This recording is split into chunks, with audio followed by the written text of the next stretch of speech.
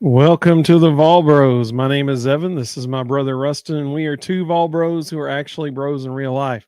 And it is good to be back with you. It's been a little while since we've been live, and so we're back to live tonight to talk about SEC Media Days, as well as the MLB Draft and all the Vols that got drafted. 2 days from now, we're going to be back live again doing our uh, annual preseason SEC pick show. It's a fancy name, I guess. The last year we picked every single team in the SEC, their record. We were pretty close on some we weren't so close, but we're going to do that again Sunday night, so that'll be a huge show. Rustin, SEC Media Days, they've come and gone. Today we got the releasing of the who they think will be all conference, who they think will be finishing as the winner of the conference, which Georgia by far and away got the most first place votes, and rightfully so. Vanderbilt got 2 first place votes. They finished last overall in voting, but they did get 2 first place votes. True or false, the people who voted for them for first place should be fired tomorrow. Bare minimum, they need their credentials revoked. It drives me nuts that the media even get a vote on any of this stuff. Most of them have no idea what they're talking about. Every year there's always, and it hasn't come out yet, but there will be at some point, probably in the next week, a montage of questions that were asked at Media Day that make absolutely no sense, just to kind of show the complete lack of awareness that most of the media who cover Media Days actually has. Absolutely. There was one fella from Local 3 News here in Chattanooga who he had a mission, and he knew his job when he went up there. He asked every single player that was there from Tennessee, which Cooper Mays, Keenan Peely, and Omari Thomas were the 3 player representatives from Tennessee at Media Days.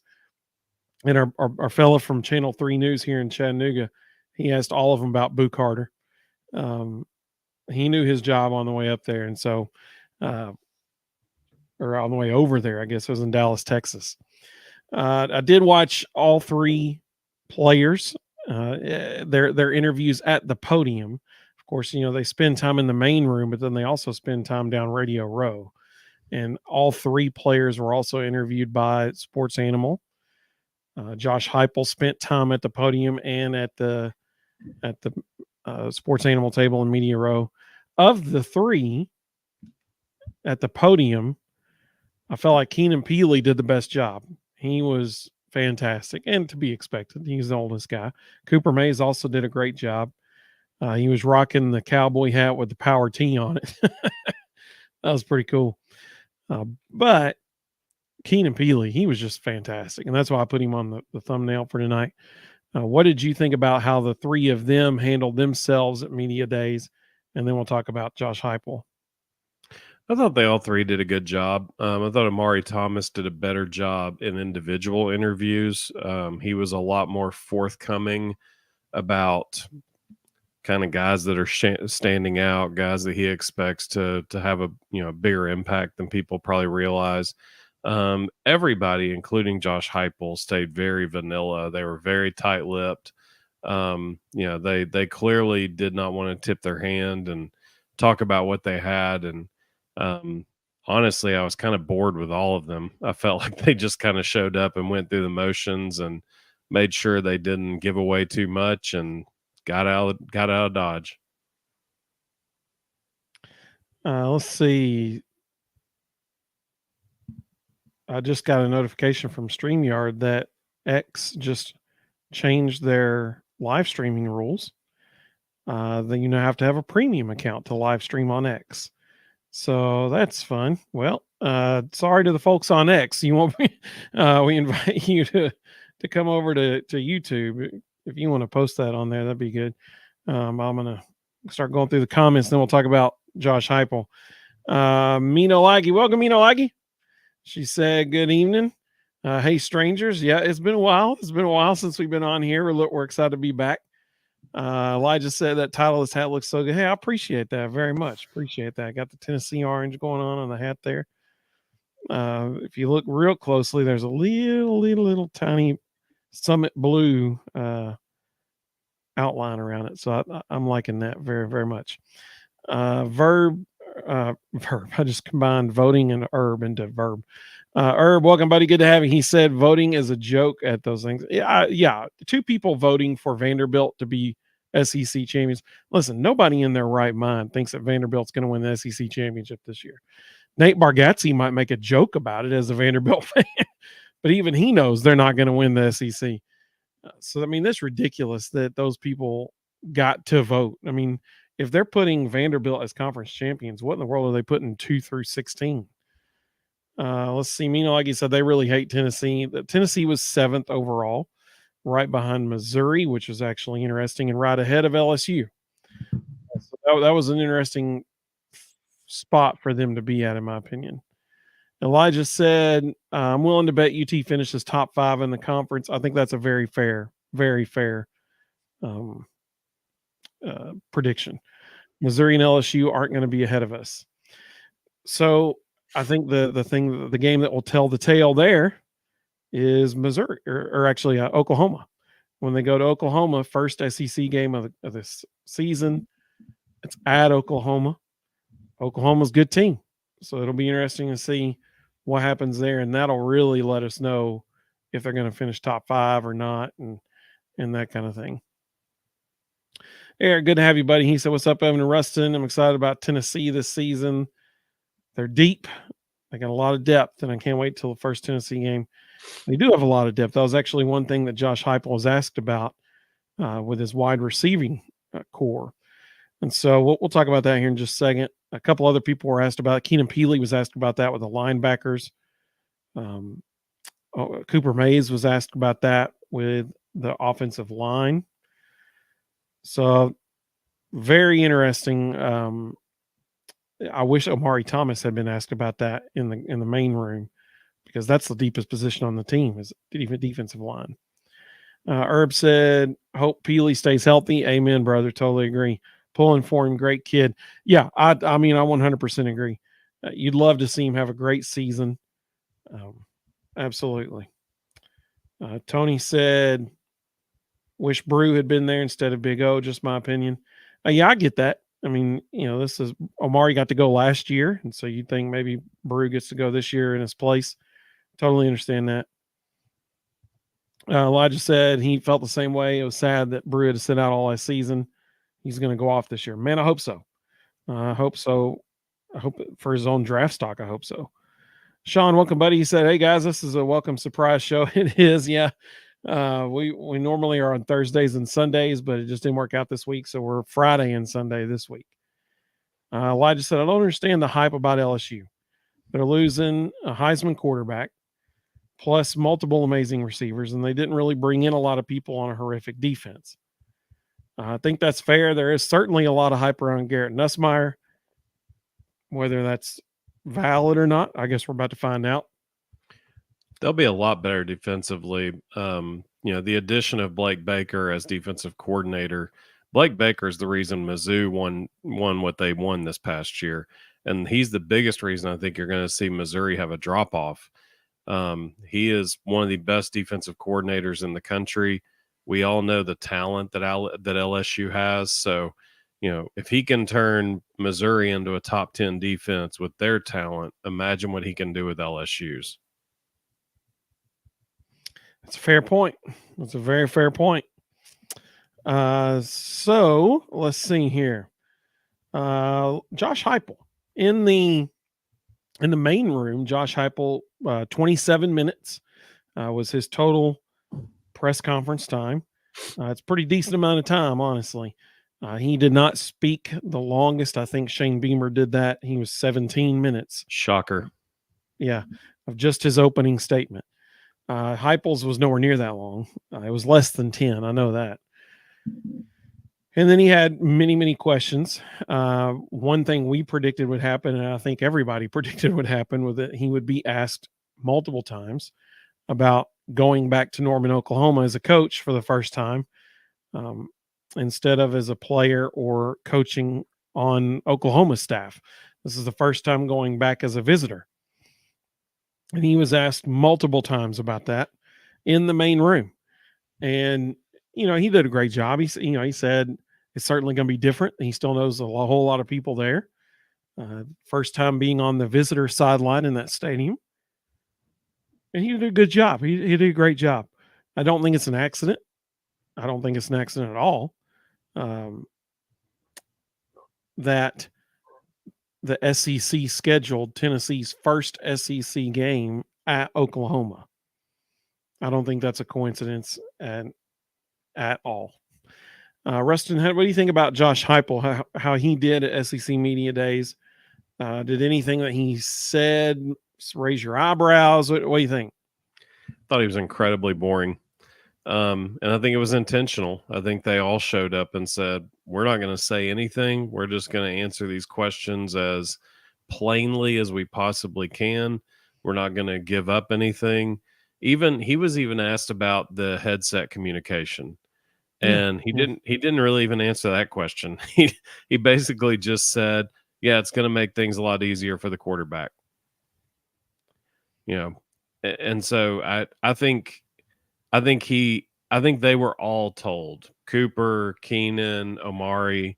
I think there was a lot of pre-training done of, we want to be hidden. We don't want people gunning for us. We don't want people thinking about us. We want to sneak up on everybody. Don't give away anything. Be as boring as you possibly can. And they did it. They pulled it off. I thought it was interesting that Cooper Mays was asked about the in-ear communication. And he was just kind of like, well, I wish I could have one, but only one person can, so it's going to be the quarterback. He was like, I think it'd be cool if I could have one. But he did mention that, they're going to allow players on the sidelines to look at iPads for the first time ever this year. And so that's another technology piece they're adding into the sideline element of the game. The NFL's been doing that for years now. And so now college teams will also get to do that. I do think it was interesting. One reporter, I don't know who it was. I should probably go back and look, but there was one reporter who asked maybe the most interesting question to Josh Heupel. And it was I think it kind of caught Heupel off guard too. But he asked him, and kudos to Heupel for how he answered it. But he asked him, why did you not bring, or he said, what was it that made you not bring Nico Iamaleava to media days? Like what a weird question. Like, why did you not bring him? Heupel did a phenomenal job. He said, well, I don't think it's so much about why we didn't bring Nico. It was why we did bring the other three guys, because they deserve it so much. He said they're all 6-year plus guys, which they are. Cooper and Cooper and Omari Thomas are both 6-year guys. Keenan Peely's a 7th-year guy, a very rare 7th-year guy. And so, he's like 25 years old or 26 years old, one of the two. And so, yeah, I thought he handled that extremely well. And he said, it was these other guys deserved it. And he said, we had a lot of guys we could have brought that deserved it. James Pierce Jr., he deserved to be there. You just only get 3 spots. That's an unfortunate thing about it. So I thought Heupel handled that really well. Anything else from our media? Well, let's see. Sean asked a question. He said, y'all might not have noticed, but did you think Eli Drinkwitz was a little bitter about Baker leaving for LSU? I didn't happen to see that, so I'm not sure. Did you see that, Rustin? Did you see his comments? I heard some just kind of inferences. I never heard him really come right out and say anything targeted. We all know Eli Drinkwitz. Everything he says is targeted at somebody. But it was... Honestly, I think he's getting sick of being asked about it. I think that's really what it came down to. He was tired of people asking him, questions about it. And so he just kind of made some sideways comments. Elijah said, "When is Heupel not incredibly boring?" That's But this fair. time I think it was intentional. Yeah. Like you said, they were playing their cards close to the vest. I agree with that. Carl said, "Hey, Carl, welcome, buddy. Good to have you." He said they were vanilla, but Heupel is never going to give meat and potato answers. He's a cheese and cracker kind of guy. Thanks for coming.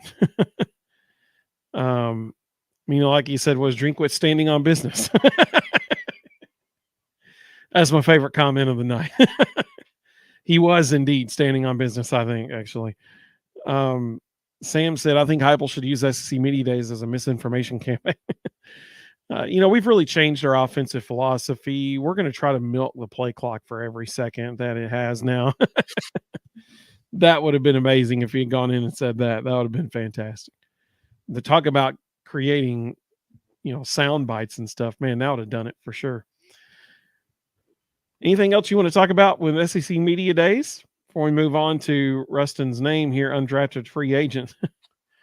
I think it was just, it almost felt like all of the good teams showed up and tried to lay low. Like nobody was really saying anything. Nobody was really taking shots at anybody.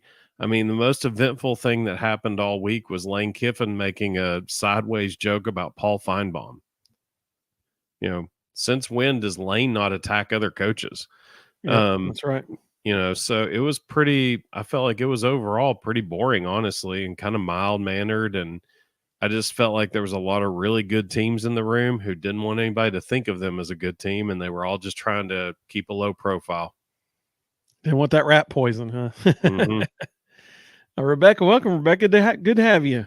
She asked, Heupel is best at answering a bunch of questions and says absolutely nothing. They all totally nailed the boring element. Cooper had the best answer, giving a history lesson on the real UT. I'm glad you mentioned that because I forgot to mention what happened today. So it made its rounds on Twitter and that kind of stuff. But when the SEC posted their official announcement of who made preseason all SEC teams, Squirrel White, or no, who was it? Was it Squirrel? It might have been Squirrel. I can't remember. I think Squirrel White made all SEC second team offense. Or no, it's Cooper Mays. He made first team center. That's who it was. Cooper and James Pierce made first team, and nobody made anything else. Yeah, that's right. I was thinking it was a media person posted their ballot, and they had Squirrel second team on that. But the official one was Cooper at center as first team, and beside it, it said, it says position, player name, university abbreviation. And so beside Cooper, it said UT. And then beside the Texas Stews, it said TEX. And they were like, everybody had a field day with that. I guess the SEC recognizes who the real UT is, that kind of stuff. And of course they said Tennessee was a real UT. This UT was the founding member of the SEC.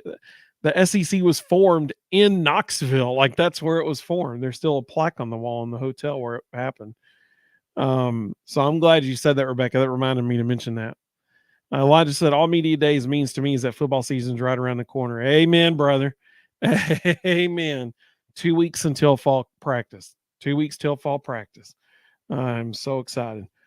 Let's see. Carl said, oh, yes, forgot about Feinbaum and Lane. Yeah, that was the most eventful thing all week. Herb said, Boo Carter, freshman of the year, calling it now.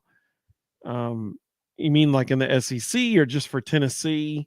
Who give us a little more detail there. I think Boo certainly is going to see the field a lot for Tennessee. And Cooper Mays really said the same thing when he was asked about Boo Carter. Yeah. He said he's such a phenomenal athlete, you cannot keep him off the field. You got to find ways to get him involved. And talk about high praise. That's come from a 6th-year senior who's going to be an all SEC center this year. For Cooper's sake, I hope he doesn't get hurt this year and he's able to have a full season. I really hope that for him. Carl mentioned about the UT in Texas. Yep, absolutely. Absolutely. Well, the MLB draft also happened this week. The team with the most players drafted on the first day, your Tennessee Volunteers. They had a total of, let's see, Blake, Semo, Drew Beam, Billy Amick, Dylan Dreiling, AJ Causey, and Aaron Combs. Seven guys Kavares drafted, 8. and Kavares Tears. Kavares Tears, 8. So 8 guys drafted. Fantastic. I mean, just absolutely incredible. 5 of the top 6 hitters in the lineup got drafted, which makes sense then why the transfer portal has been so good to Tennessee. Tony Vitello also got honored with another National Coach of the Year award. That's 5 in 7 years. It's pretty daggum good, and he knocked it out of the park on MLB draft coverage as well. What was your take on the Vols that got drafted? How Tony Vitello did? What'd you think? I think anytime your top 5 hitters get drafted in the first 3 rounds, or I think Kavares was, I guess, 4th round, right? 5th, somewhere in there. It's hard to keep I track think of it all was of them. 5th, I believe. I've got it right here. 4th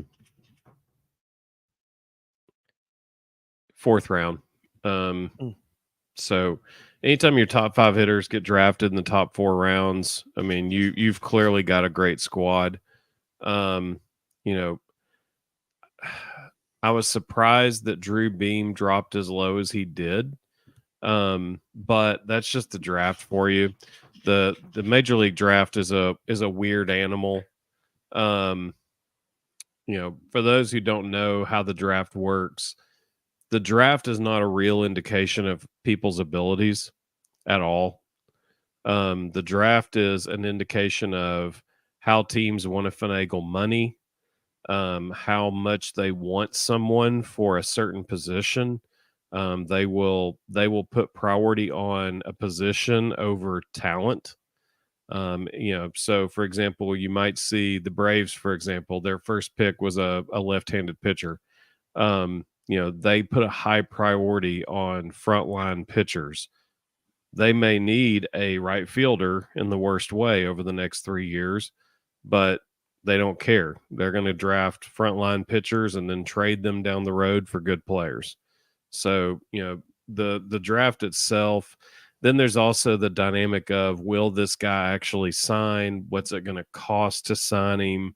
If his mom and dad, if it's a high school kid and his mom and dad put out there, we want second round money at least if you don't want him to go to college. Well, if they're looking at him and they're like, he's like a 7th round kid, we're not giving him second round money. All of a sudden he plummets to the 20th round because everybody knows you can't draft him. He's not gonna show up. So the draft is not in any way an indication of people's abilities. There are so many variables. My son loves watching the draft. He will watch it religiously. And he'll be like, Dad, so-and-so just went 5th. He's the 5th best player. No, he is not the 5th best player. He was just in the right place at the right time for this team, and the money made sense. So, it's hard to really gauge how good kids are by the draft. The one thing that I think stood out the most, though, we didn't just have the 8 players get drafted. We also had 5 of our high school players get drafted, 5 of our signees. Had a lot more than that get drafted, but 5 of them are going. What was most impressive, though, and I think this speaks to NIL, honestly, Tennessee signed 9 of the top 100 players in America. Okay, stop and think about that. Tennessee's recruiting class had 10% of the top 100 players in America. Okay. 6 of them are coming to campus. So out of the top 9 of the top 100 high school players in America, we only lost 3 to the draft.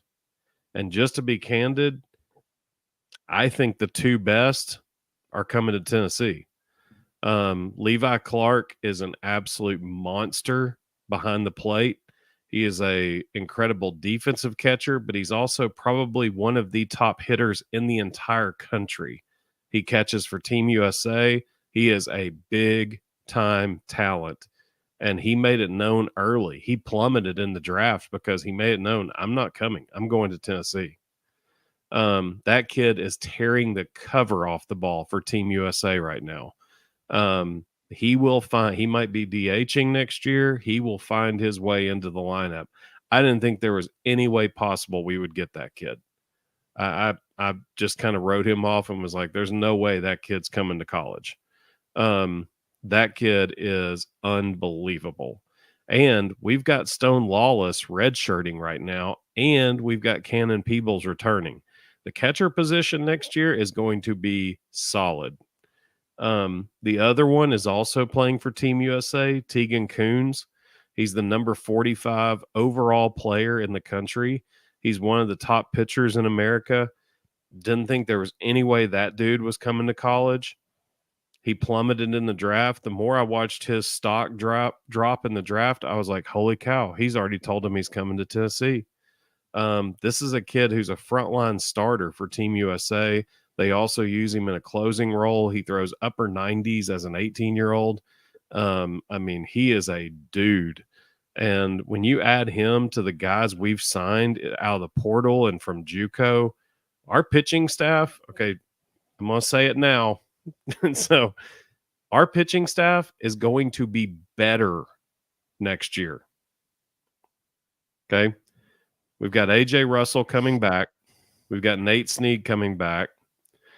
We have 2 or 3 of these high school guys coming in that are going to be immediate impact guys. We have the top JUCO pitcher in America in Brandon Arvidsson coming in. Literally everyone wanted that kid. We have Liam Doyle transferring from Ole Miss. He was the lefty that beat us this year. Okay, so obviously going to be a frontline guy for us. We have Tanner Franklin coming from Kennesaw State.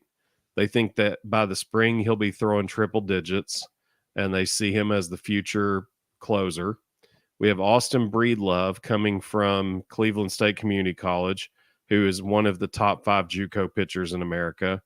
I mean, it is insane. Dylan Loy returning. It is insane. The level, Marcus Phillips, the level of frontline arm talent that is going to be on this campus next year is going to blow people's minds. We legitimately may have 7 or 8 guys that can touch 98 to 100. What on earth? This team's going to be special. Tony has built a monster. If the pitching's better, if the hitting can be even almost as good, I don't think we'll ever have a hitting team like we did this past year. But if the hitting can be almost as good, that's another really good recipe for success. Yep. Absolutely. Tony, welcome, Tony. Good to have everybody. He said, hey, guys, keep up with everything Vols, but can y'all give me a number of the baseball signing class that will make it to campus? I've heard different numbers. 19 out of 24, which is really stinking impressive. Yeah. Absolutely. Some of the other comments came through. Carl said he's already sick of Texas. So is everyone else. Yeah, me too, man. Elijah said, on top of our safety depth in football basically being non-existent, Boo Carter will play a ton. Yeah, I agree. Yeah, I totally agree. Eric don't forget though, like people seem to forget, we got 3 absolute dudes out of the portal. You know, we've got 3 guys coming in that are going to be instant impact, and at least 2 of them are going to start at safety. Eric said, I'll tell y'all, Coach Heupel keeps a tight lip in media days. He makes sure his players do as well. Nobody figuring out Tennessee football. Yeah, I mean, you don't want to give bulletin board material in SEC media days. That's for sure.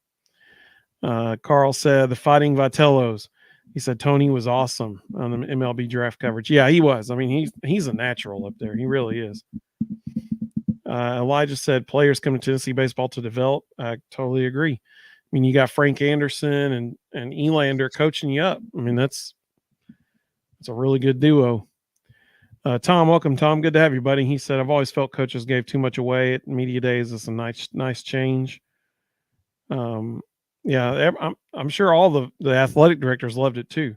People who didn't was the media people who were there.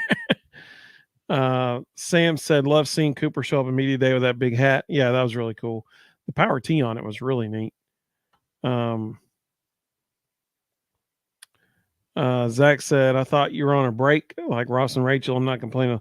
Well, we were supposed to be back yesterday, but we changed it to today. So we're back now. We'll be back at Thursday and Sunday now. Tom said, or Eric was talking to Tom.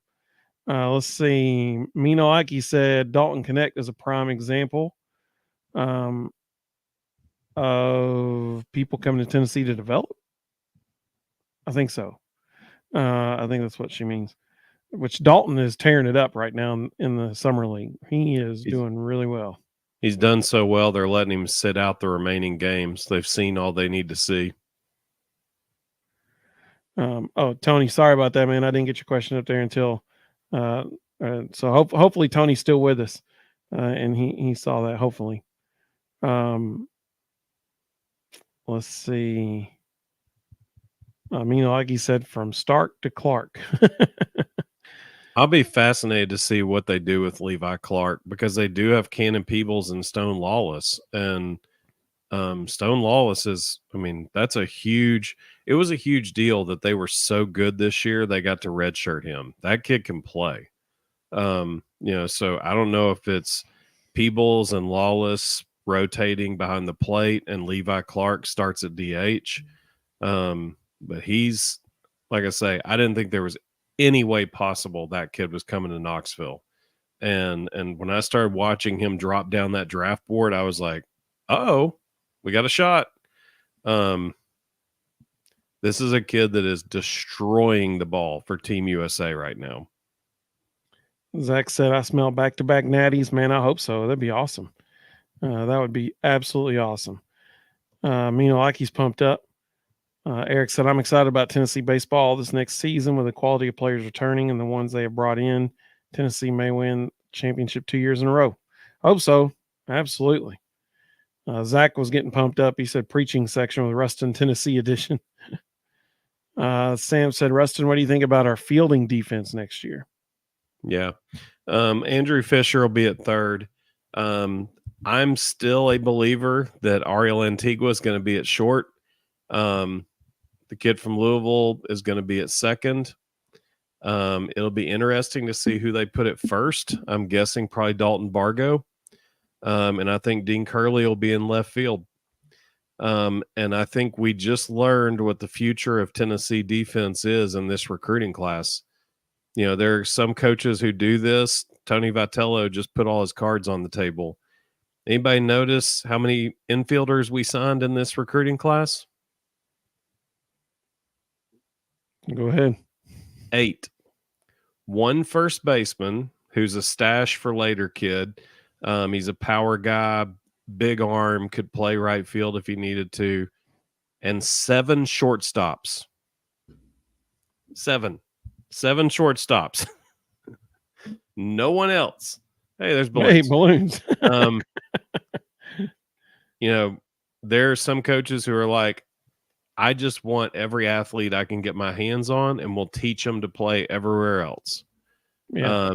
Somebody in the chat mentioned Arnold Abernathy and Manny Marin. I think Manny Marin's a guy they redshirt, try to get some distance between him and Antigua because they're basically the same player. Arnold Abernathy is a unbelievably fast kid out of Atlanta, played at North Cobb High School, number 61 high school player nationally. I could easily see him converting to the outfield. They're never going to need him in the infield, but that kid flies. So I could easily see him being the backup center fielder to Hunter Inslee this year and then starting for the next 3 years in center. But, they're stockpiling athletes. They're signing every shortstop they can get their hands on, and then they're going to convert them to every other position. The easiest position to learn is left field. And so that's a logical place for Dean Curley to move this year, because he can pick it up quick. He's got good speed. He's got actually a bigger arm than you typically would have in left field. And that allows Reese Chapman to stay in right, Hunter Inslee to be in center. So I would not be surprised at all if day one Dean Curley's in left field. Yeah, I think really the only position that we know definitively who will be starting at that spot is Hunter Inslee in center field. Pretty much everything else is going to be a competition, but Hunter will be starting in center. I'll be shocked if he's not. Carl said, "Are the Vols now the Alabama or Georgia except in baseball?" Yeah, I think that's a fair. I think that's a fair. I mean, College World Series 3 of the last 4 years, and the one that they didn't, they probably should have been because they're the best team in the country. 50 wins 4 years in a row. Yeah, I think that's a very good analogy. Elijah said, when I mentioned, I don't think we'll have a better hitting team than we'll ever have a better hitting team than we just had. He said, I don't know, Evan. We said that about 2022, and 2 years later, we had a team way better. That's a fair point. That's a very good point. This team was better than 2022. And so, yeah, I mean, that's a very good point. Whoa, hey, Carl. Carl said, y'all know Vols have a checkers team, something to cheer for till football. Hey, Carl, we appreciate that super chat, man. Thank you so much. Very, very much appreciate that. And we'll check in the chess and checkers team and see what they got going. There's got to be somebody on campus doing some kind of practice right now. Yeah, exactly. Let's see. Herb said Marion and Abernathy are going to be great additions coming in next year. Absolutely. I mean, like this whole signing class is going to be good. Yeah, it's loaded. I think Abernathy moves to the outfield. I think they redshirt Marin because they just don't need him this year. But yeah, those are two really impressive gets. Elijah said, do you guys think Elander might take a head coaching job in a couple of years? Yes, I do. Yeah, that's a foregone conclusion. I think he is going to be biding his time, waiting for a very high-profile job, and he's going to step right into a really high-profile gig. Yep. Tony, welcome. Tony said, I think Ariel Antigua will play shortstop. I hear others say second. I think he's our best shortstop. Thoughts? I agree with you. I think Rustin does too. You think Ariel's at shortstop next year? Yeah. I don't think it was coincidence that when they announced Gavin Killen, they made a point to say he played short and second at Louisville. I think that was an intentional statement in that release. Yeah, I mean, Ariel is just he's smoother than a fresh jar of Skippy. I mean, like he is so smooth in the field. His transfer from glove to hand is just, oh gosh, it's like it's poetry in motion. I mean, the guy. There's a reason why in the 9th inning he was being put out there every game because he's just so solid defensively. So I agree with you, Tony. I think he'll be short. Elijah said in 10 to 15 years, people are going to talk about Vitello the way people talk about Saban. He's building such a powerhouse that it's just the beginning of the dynasty. Man, I hope you're right. I think you will be right, but I hope you are right. I mean, hey, Coach of the Year, 5 out of 7 years. National Coach of the Year, 5 out of 7 years. That's incredible. First 7 years, he's a head coach. 5 of them, he gets National Coach of the Year. That's amazing. Tony said, what if Curley does play third? Who goes to left field? Maybe that dude. What's the dude's name? The third baseman that's coming? I can't remember his name. Yeah, they're not going to move Andrew Fisher to left. I would see if that happens, then I think Andrew Fisher moves to first. Then left field's a coin toss. Could be Dalton Bargo. Could be Arnold Abernathy, and they DH Bargo, just to get Abernathy's speed in the lineup, because he will. I mean, he's potentially one of the fastest kids in the entire country. So he brings an element. For those, I was just looking up his 60 time. For those of you who don't understand baseball timing, in football we clock 40s, in baseball we clock 60s, and the fastest players in Major League Baseball run a 6.5, sometimes 6.4, 60. Arnold Abernathy's best 60 time at a combine with a laser, so it's a legit time, 6.38. There you go. 6.38. That is That's world crazy. class speed. That's incredible. Yeah. Sam, thank you so much for that super chat, buddy. We really appreciate that. Thank you so much. You said he enjoys listening. Hey, we really do appreciate that so much. We appreciate your comments. Sam said Abernathy can bring a new dimension of base stealing this team. Absolutely. Something they need. That's the one thing that Tony has never had is an elite base runner. And Yeah. Arnold Abernathy is an elite base runner. Elijah said, I think people forget Antigua was a starter before he got hurt. Duke can tear the cover off the ball for the injury. Hopefully he can come back 100%. Yeah. And I mean, let's be honest here. Like Elijah's exactly right. Let's be honest. We're sitting here talking about these defensive positions. Well, the thing that's going to determine who's on the field defensively is who's hitting the ball offensively. You can find a spot for somebody defensively. Who's hitting the ball? That's who's going to determine who's on the field. I mean, that's why Reese Chapman was playing right field a couple games late in the season this year, even in the College World Series, because he had a couple games where he really hit the ball well, and other people weren't hitting it well, like Dalton Bargo and stuff like that. So that's what's going to determine who's on the field is who's hitting. Carl said not only is Elander an awesome coach, but after watching how quickly Vitello turned the Vols into champs, they know Elander knows the recipe. That's a good point. He said, just hope Frank stays a couple more years before retiring. Totally agree. Totally agree. And Elijah said, so we basically have Usain Bolt running the bases the next few years. Good to know. So I actually just did the math because nobody understands 60 times. A 6.38 60, for those of you who love watching the NFL Combine, that would be a 4.25 40. That's crazy. That's flying. Tony, thanks for the update, buddy. He said, last time y'all were on, I asked prayer for a heart cath. I did pray for you. I promise you I did. He said they just saw something a little concerning. Next Wednesday is the day. Well, Tony, I assure you we will pray. We sure will, buddy.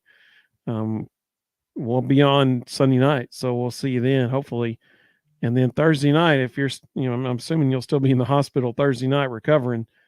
Hey, I know it gets boring in the hospital, so you can turn us on next Thursday night. We'll be chatting Tennessee, and you're welcome to join us on Thursday and hear a little Tennessee talk for sure. Carl said, "Is Abernathy Micah Abernathy's cousin?" I don't know. No. Like you said, praying for you, Tony. Carl said, prayers up, Tony. Yeah, man, we hope that it is a smooth procedure, no complications at all, and that you heal very, very quickly. Let's see. Sam said, I'm picturing that young man on first base messing with the pitcher. Oh, he will for sure. I'm picturing him 2 pitches later standing on third base. Yeah. You don't throw out 4.25. Like, yeah, that's going to be safe every time. Absolutely. Tony said, any way possible, I'll be with y'all on Sunday and Thursday. Hey, I appreciate that, man. Hopefully we're getting good news from you on Thursday. That's our hope, man. That's our prayer. Herb said, who do you see starting game one next season, a weekend rotation starting February? I mean, I know who I would say. Who would you say? I think we're going to have the best rotation in America. I think we're going to have AJ Russell as the Friday starter, Liam Doyle as the Saturday starter, and Brandon Arvidsson as the Sunday starter. I mean, you've got a guy who was, projected to be the absolute best pitcher on this staff this year as your Friday starter. Your Saturday starter is a crafty left-hander who beat us this year, and then your Sunday starter is the top JUCO pitcher in America, who literally everyone wanted. That's pretty tough. I'll Yeah, I take it. mean, AJ Russell's certainly going to be well. So okay, now I think I think we overlooked something here. AJ Russell will 100% be the ace on the staff. However, he may not be able to throw in a game until early to mid March. And so Maybe. in February, who might be starting that first? It might be Liam Doyle. It might be Nate Snead. They might put him out there. Yeah. Tony just asked that. He said, Rusty, do you think AJ will be ready early next year? I think he will, because of when he had the surgery. Tommy John has changed. Like, it's not the Tommy John of old. They take a cadaver ligament and put it in your elbow. It's just a different procedure now. And I think they might be cautious with him in February, more because it's cold and it's hard to get fully loose and warm. But I think he'll be fine by February. And I think they'll probably be cautious. They said 8 months. That was the time frame. All right, so June, July, August, September, October, November, December, January. That's 8 months. January would be 8 months. So in theory, late January, early February, he's going to be throwing, and I mean, he'll be throwing to rehab before January. But the hope would be that by the beginning of February, he's throwing bullpens. He's throwing to live hitters and practice and stuff like that. When they say 8 months, that they mean 8 months done with rehab. Like, they're expecting by the end of January that he's full go, which is would be wonderful. Which is why I think they'll just be cautious with him in February, and by March he'll be totally fine. I would certainly say that by the time SEC play starts, AJ Russell is the Friday night starter. I don't think there's any doubt about that. That is their plan, I'm sure. But that early seasons, weekend series against, random teams from wherever, and then there's always one or two pretty good teams that they play. Like this year, they play Kansas State in a midweek game. They had one series weekend series against another team that made the tournament.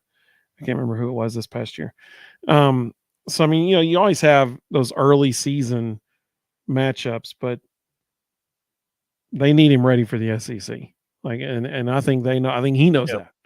I'd say that's his goal, is to be that first SEC weekend. He's throwing that Friday. I'm sure that's his goal. And the way they carved it out this year, they wanted to go AJ Russell for 5 or 6, then Nate Snead for 3 or 4. Like, that was going to be the Friday, every Friday. So to start the season off, they may just flip it and let Nate go 5 to 6, and then AJ go 3 to 4 until he builds up to the point that he's comfortable going to the front end. Elijah got it. He said Illinois, and it's exactly who it was. Yep, that's exactly who it was. That's who he played this year. That also made the tournament. Carl said, I hope Kirby gets a special circumstance year. I know it's his 18th season, but it's hard to let him go. Yeah, I agree, man. I do think he'll be there. I just think he'll be as a graduate assistant. I think he'll be on the staff. Let's see. Herb said good question. With 5 to 6 top hitters gone, who is top 3 to 4 in the lineup? Oh, man, that's a good question. If you can predict that, you need to run out and buy a lottery ticket. Yeah, that's for sure. Because that is going to be that starting 9 is going to be an absolute dogfight. And that's a good thing. They're creating a ton of competition. There's going to be guys fighting for jobs left and right. I wouldn't be surprised if the first month of the season you see 18 different starters.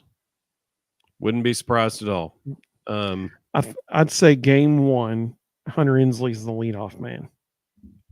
I think that'll be game 1. First guy at the plate will be Hunter Inslee, because he hit leadoff last year for part of the season. So I think that'll be the leadoff man. After that, who knows? Does Dalton Bargo finally start hitting the way everybody thought he would? Um, you know, does Reese Chapman, does he start hitting the ball the way he's capable of? Carl just said the same thing. He said, does Chapman, does he start hitting it? Does Cannon Peebles start hitting the ball the way that he should be hitting the ball? I mean, Cannon was a freshman All-American at NC State. That is not a slouch program. I mean, like they made a super regional this year, I believe. So does Cannon step up and become that like number 2 hitter or something like that? Switch hitting guy. I mean, that'd be a valuable asset right there at the 2 hole. So man, that's a great question. And there's just no way to know. That's a really good question. Yeah, Eric just said maybe Peebles. Yeah, for sure. Sam said, did the Florida coach interview for the Texas A&M job? Bet that caused some players to think. I haven't heard that he did. Yeah, I think that was rumor. Jim Schlossnagel, which I can't believe they would even make this known. Jim Schlossnagel recommended him to replace him, which I'm sure that the A&M athletic department put a lot of stock in Schloss's recommendation after how he handled all of that. Yeah. But I think that was just rumor. I couldn't see Sully leaving Florida for the A&M job. Yeah, he's got a sweet gig going there. James, welcome, James. Good to have you, buddy. He said the SEC knows who the real UT is. So funny when I saw TX for Texas. Yeah, that was good. That was good. I enjoyed seeing people's reaction to it on Twitter as well. Carl said, remember how many swing and misses by Burke last year, swinging at pitches out of the zone. Hopefully Cannon can make the same turnaround that Blake did. And you know, hopefully he can step it up. Tony said, has to step out for a minute, might have missed it. Where do y'all see Snead being used? Hey, Tony, if you missed us, we saw your comment earlier about your procedure. So make sure you go back and watch that part that you missed in case you didn't see that part. We're all praying for you, buddy. We really are. Oh, wait, you responded. So that's right. Yeah, I remember that now. So you heard that part. Where do y'all see Snead being used? I said before SEC play starts, he might be the Friday night starter. And then when SEC play starts and AJ Russell's back 100%, AJ Russell's a Friday night starter. But I mean, he's going to be out there because they've demonstrated that this year. They love seeing those triple digits. And so, he'll be out there. What do you think, Rustin? I'll stick with what I said earlier. This year, the Friday plan was AJ Russell for 5 or 6, then Nate Snead for 3 or 4. I think that'll be the exact same plan this year on Friday. But they'll, potentially flip it, start the season, let Nate Snead go 5 or 6, then let AJ Russell go 3 or 4 until he builds the durability that they're comfortable, switching it back to AJ Russell as the starter. Nate Snead needs to show that he can be a late inning guy because he projects as a closer in pro baseball. So he doesn't really need to get a whole lot of starting time. He needs to show that if need be, he could throw 2 innings in relief on short notice, and he's proven that. But I think they know his future's in the bullpen and the pros, and so they want to keep him back there. Yeah, I think that's a really good analysis, actually. It's about his future. Herb said with Vitello and Q and Elander, our offense is going to be on point. For sure. Yeah. Eric said, not to mention back-to-back top 3 recruiting classes. That helps too. Yeah, it does help. It's true. Eric said, what do y'all think about SEC saying horns down will not be a penalty? Well, kind of. That's what they said. And what are y'all's thoughts on opposing teams throwing the horns down? I'm saying throw it all you want, personally.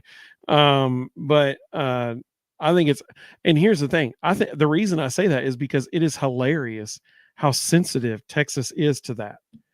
Like even their coaching staff, like I always go back to their basketball coach last season when they played Iowa State, and during the handshake line after the game. Dude gets out of the line and goes and confronts an official and says, "Did you see what they just did? They were throwing the horns down." I'm like, "Oh my goodness gracious, people!" Yeah, they're gonna hate that in the SEC. So here's what the Sam just nailed it. Thank you, Sam. He said, "Horns down is not a penalty unless it's taunting a player." He's exactly right. So that's the SEC officials. They came out and they said, if they are directly taunting another player, and you know, it's so subjective. Like, how do you quantify that? But they said, if it's like like if a player jumps up and does like that or something, celebrating with their teammates or something like that, then they're not going to call it. They were just celebrating a touchdown or whatever like that. But if they jump up and you get in another player's face and it's like an individual one-on-one type of deal and they throw a horns down, they're going to consider that taunting and they're going to throw a flag. That is going to be such a subjective thing. It's there's no way that they're going to be able to call that consistently. Elijah said Rodney Terry is a Dorkwitz of basketball. Carl said, understand it's a testament to player and player development, but losing majority of juniors and like drilling a sophomore. Talking about player development, all of them, how our hitting is going to be. Absolutely. Herb said it's sort of like the Cowbells of Mississippi State not being a penalty. That's actually a really good analogy. Yeah. Because pretty much everywhere else, that's going to be a penalty for artificial noisemakers. Yep. That's a really good thing. Carl said, so if you gator chomp a player, is that a penalty? Oh, Carl, great point. Because here's the deal. Depending on the location, yeah.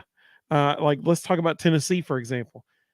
John Kelly at Florida scores a touchdown, immediately does a gator chomp, 15-yard penalty. Jalen Wright in Knoxville scores a touchdown, does a gator chomp, no penalty. Strictly because of where they were when it happened. That was the only that was the only difference.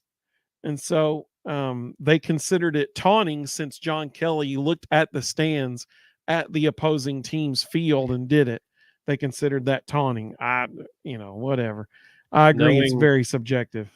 Knowing how great SEC or referees handle interpretations, I'm going to go ahead and go out on a limb and say there will be a game decided this year because some ref throws a flag for taunting on something that everybody goes, wait, what? Yeah.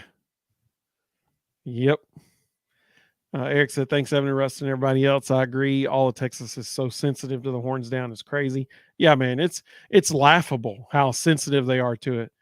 And that's what makes people want to do it even more. And and they're going to, man, every time Texas goes on the road this year, there's going to be so many people doing the horns down. It's going to be, oh man, it's going to be hilarious to everybody except a Texas fan.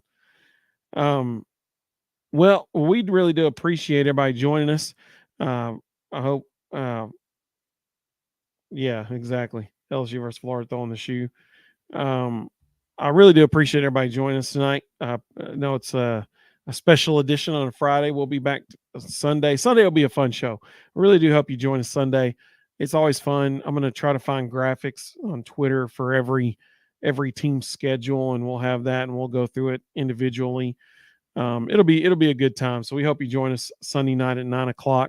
Apparently on X or not on X, but apparently on Facebook and YouTube, because X is making us pay to live stream on their platform now, and not sure I'm going to do that. We'll check that out, how much it's going to cost, that kind of thing. So we hope all of you have a great weekend ahead of you.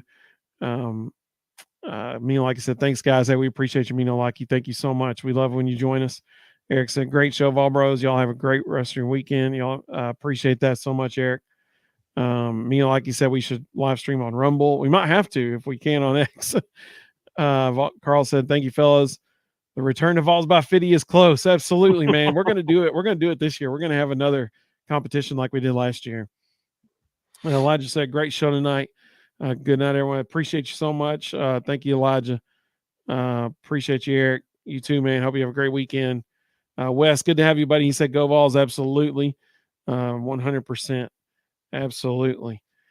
So we hope everybody has a great evening, great Saturday, and we look forward to seeing all of you on Sunday. Hope everybody has a great weekend ahead of you. Go Vols, baby! Football's right around the corner. It's so close. Herb said, "Appreciate making tonight better. See you Sunday night." Hey, appreciate you, Herb. Elijah said, "I think it's like $1.99 a month for the lowest version of premium. I don't know if it's high enough to stream though." Yeah, I was looking at it. Looks like we got to do the $8 one. We'll see though. Appreciate you, Carl. Like you said, thumbs up and horns down. I like that. That's what I'm talking about. Sam said, "Thanks, Fall Bros." And we appreciate you, buddy. So thank you all so much. We love interacting with y'all. That's the best part about this whole deal. So we look forward to seeing you soon. And go Vols, baby. Go Vols.